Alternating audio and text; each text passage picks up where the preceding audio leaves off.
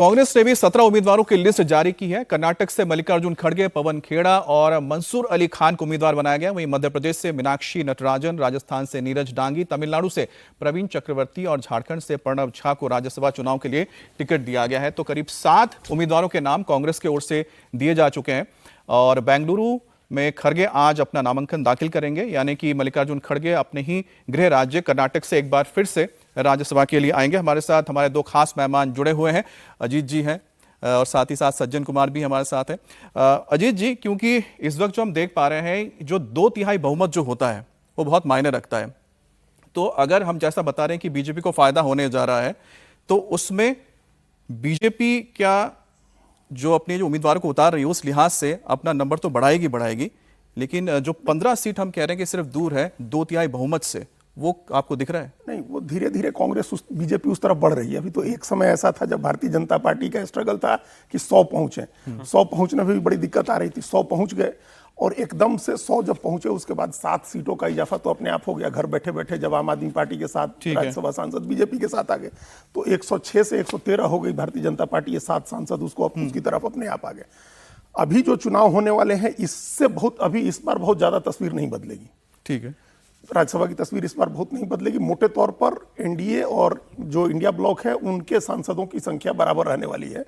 कांग्रेस इस बार 4 सीटें गंवा रही थी। अब 4 सीटों पर उसके 4 लोग रिटायर हो रहे थे और यह माना जा रहा था कि उसको 5 सीट मिलेगी, लेकिन अब कांग्रेस को 1-2 सीटें ज्यादा मिलती इसलिए दिख रही है क्योंकि टीवीके में जो तमिलनाडु में जो अन्ना डीएमके सीवी षणमुगम के इस्तीफे से जो सीट खाली हुई है, बाई इलेक्शन हो रहा है, वो टीवीके ने दे दिया है कांग्रेस को।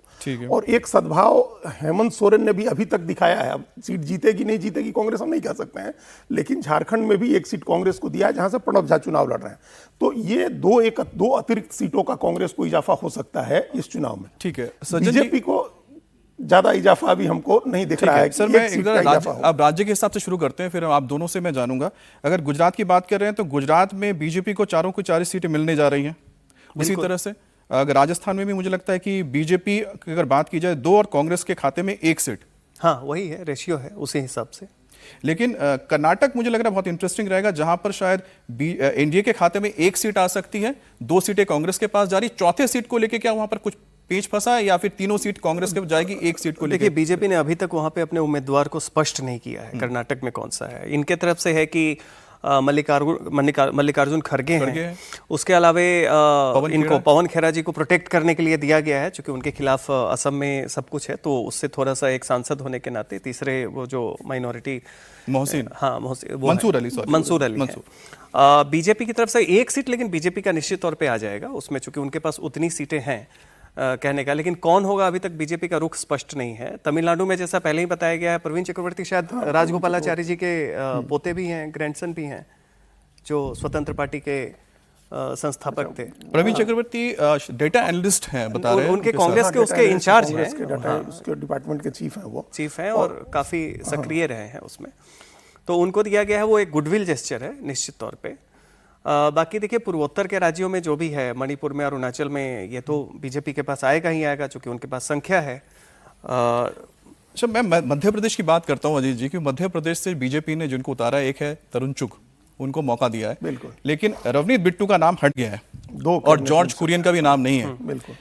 लेकिन उसमें कांग्रेस ने उसमें फिर मीनाक्षी नटराजन को उतारा 1 सीट के लिए, जो राहुल गांधी के बहुत करीबी है। अभी आपने 2-3 बातें जो हुई ना, उसमें जैसे कर्नाटक में भी कोई चुनाव नहीं होगा। कर्नाटक में 1 सीट जीतने के लिए 46 या 47 वोट की जरूरत है और कांग्रेस पार्टी के पास 135 एमएलए हैं उनके, तो उनको 1 सीट, 3 सीटें कांग्रेस को मिल जाएंगी और बीजेपी को 1 सीट मिलेगी। 80 सीटें हैं बीजेपी की जेडीएस को मिला करके, तो इसलिए उनकी संख्या उसमें बहुत ज्यादा चेंज नहीं होना है। वहां कोई बीजेपी लड़ाई के लिए नहीं जाएगी, तो वहां 3-1 हो जाएगा, चुनाव नहीं होगा, निर्विरोधी होगा। हमको लगता है मध्य प्रदेश में भी निर्विरोधी होने जा रहा है, राजस्थान में ही, हाँ, राजस्थान में भी निर्विरोध होने जा रहा है। अभी तक जितनी सीटें आई हैं, अगर भारतीय जनता पार्टी झारखंड में कैंडिडेट अनाउंस करती है तो झारखंड में एक चुनाव होगा।